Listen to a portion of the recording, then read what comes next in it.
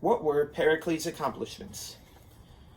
Although many people see Pericles as a manipulative populist who ran Athens straight into the ground, he actually succeeded in utterly transforming Athens and made it into the most important and powerful Greek city-state.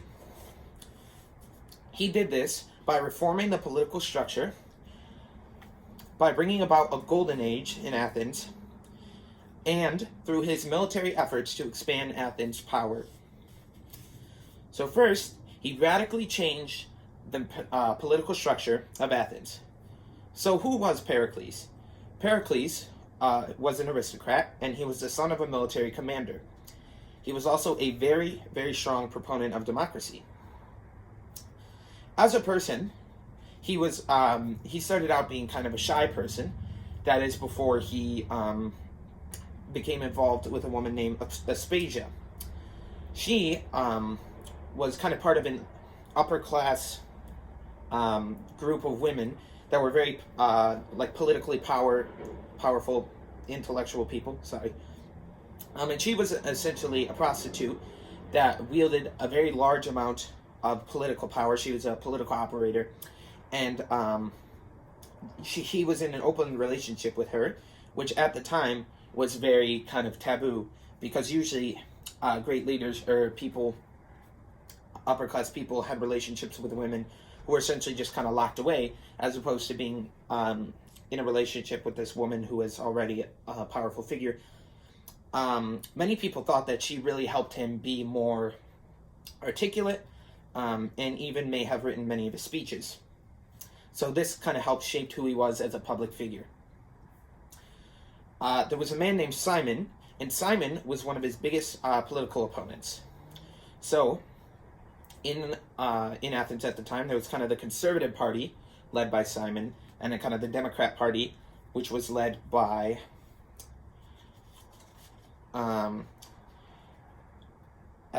Aphilotes. And so Simon was the leader of the Conservative Party, and this he also had a kind of association with Sparta.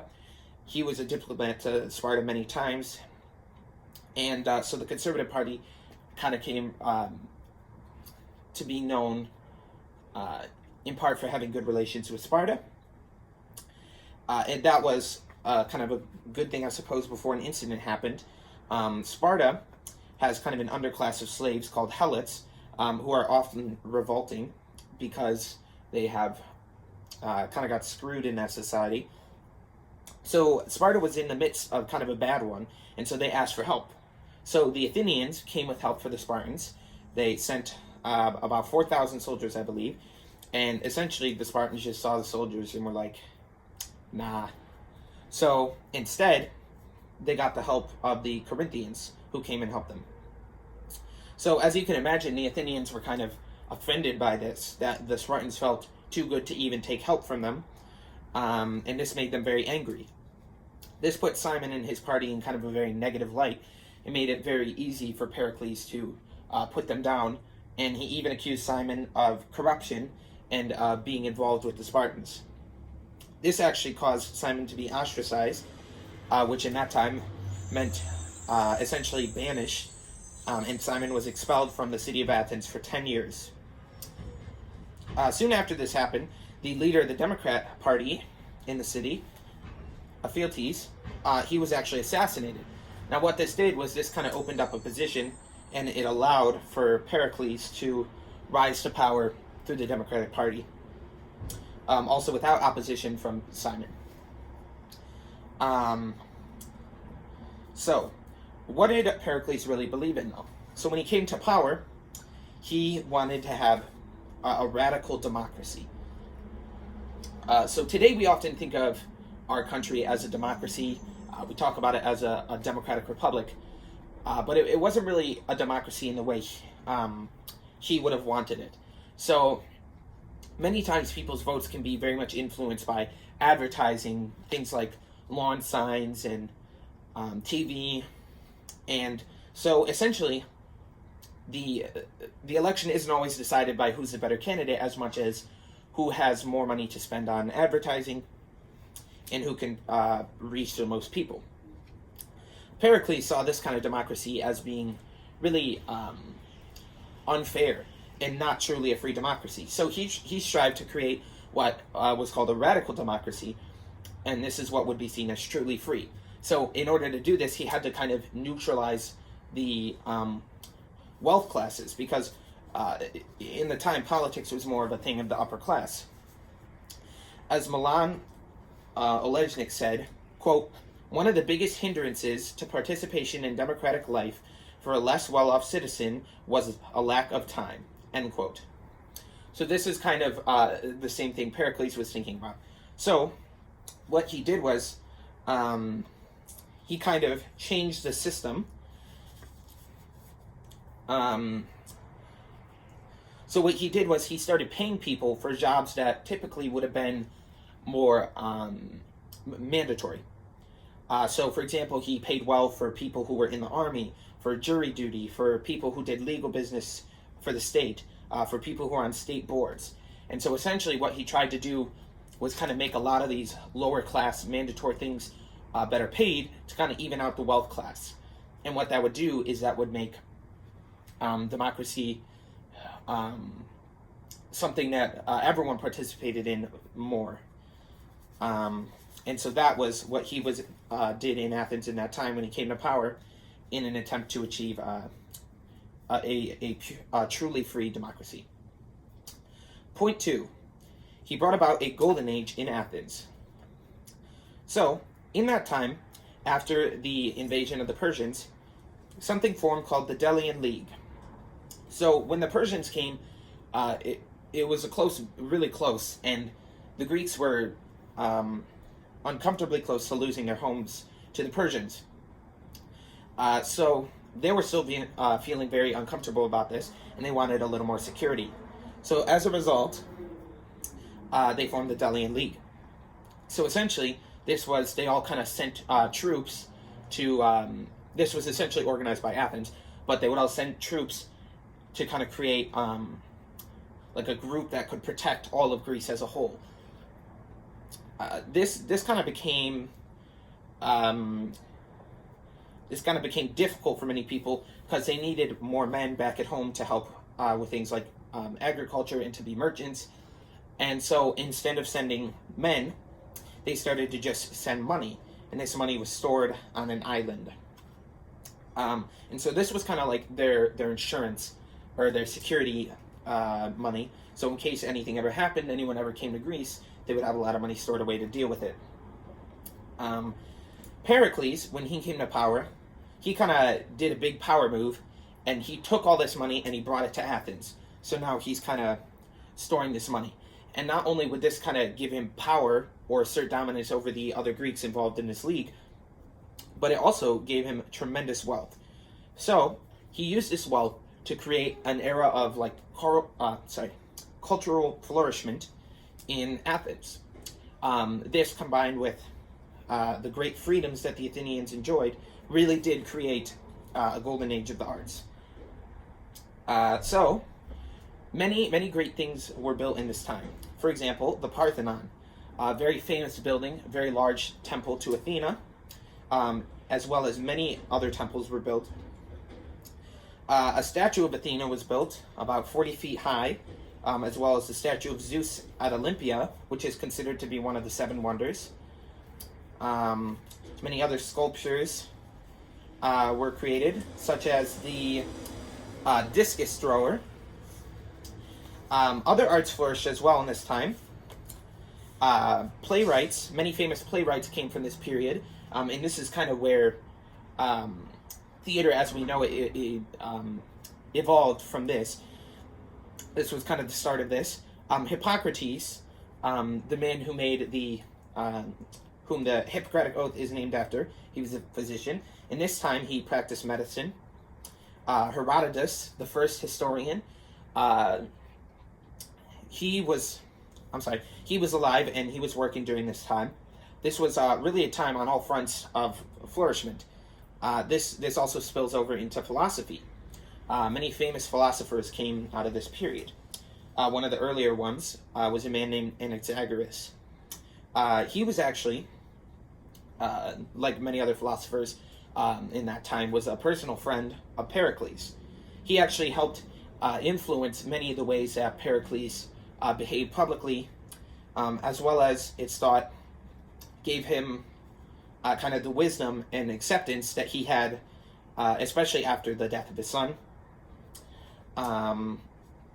But he, as a philosopher, was kind of unique, and he kind of stood out in this time, because unlike many other people who would really infer things about, the gods, and who use kind of some of these more supernatural, mythical explanations for natural phenomena, he was very, very materialistic. So he actually said, and this is a quote, he was a scientist, and he said, quote, "Everything has a natural explanation. The moon is not a god, but a great rock, and the sun is a hot rock," end quote. So this kind of shows a new style of thinking that's really developed, a new materialistic view. But this was not looked kindly upon in the time, and he was actually sentenced to death by an Athenian court. Later on, another very famous philosopher, Socrates, would also be active in teaching in Athens in this kind of same time period. So all this goes to show that this was a time of cultural flourishment due to kind of the freedoms and money, and this caused an increase in things like arts and architecture, sculpting, theater, philosophy, medicine, and history. So, on to point 3. The military power that Pericles developed. So, during his reign, there was the first Peloponnesian War. And this was a war essentially between Sparta and their allies, and Athens and their allies, mainly the Delian League, people like that. And why they were going to war was essentially over political dominance. Pericles said himself, when talking about why they were going to war with Sparta, he said, quote, "We must not fall behind them," end quote. He said that they must not, so that they would be able to, quote, "hand down our power to our posterity unimpaired," end quote. So the point was kind of to keep Athens as the hegemon, I believe is the term, kind of the big political power of the time. So they were becoming more powerful, especially with their navy, and this made a lot of people nervous. They had expansion around the Mediterranean, and Pericles himself knew that this may make them a target. So he kind of prepared for this by building 2 walls. He had everyone help, and he built these 2 walls. One was around Athens itself, and then another one was kind of, the second one was kind of 2 walls in itself, and they both ran from Athens to kind of a nearby port city. And so what this did was kind of gave them a back door of escape that was protected. So if they ever needed to leave, they could. They also had better access to the sea. So Athens and Sparta were kind of big rivals in this time. And this can kind of be explained by the idea of a Thucydides trap. So Thucydides was a philosopher actually from this time period. And the idea of a Thucydides trap is that if 2 entities are powerful enough in kind of the same ways, they will eventually have to come into conflict. So this is kind of an explanation for the rivalry between Athens and Sparta at the time. Yeah. And so Athens did win the First Peloponnesian War. Even though the war was fought mostly against the people of Corinth, it was really about Athens versus Sparta. Corinth was a very big ally of Sparta, and it was about kind of defending their political power. So Later on, there was actually a second Peloponnesian War as well. In this one, however, Athens would lose. Many attribute this loss to the death of Pericles. Sadly, soon after the war started, he died of a plague that hit Sparta in the time. A plague that also took his son and many other people in the city. After he died, many military leaders made mistakes, and it kind of just led to the decline and the loss of the war over time. So all this goes to show that when Pericles was in power, the Athenians were able to kind of defend, through militaristic means, defend their political power in the area and expand. But however, when he passed away, they kind of lost the war and fell into an age of darkness, which would point to his military efforts really helping to support Athens. So, although many people see Pericles as a manipulative populist, who ran Athens into the ground, he actually succeeded in utterly transforming Athens and made it into the most important and influential Greek city-state of the time. He did this by radically changing the political structure of Athens to provide for more freedom and democracy. He started a golden age of arts and culture in Athens in the time, and his military efforts expanded Athens' military powers and defended them against the rising political adversary of Sparta. Thank you.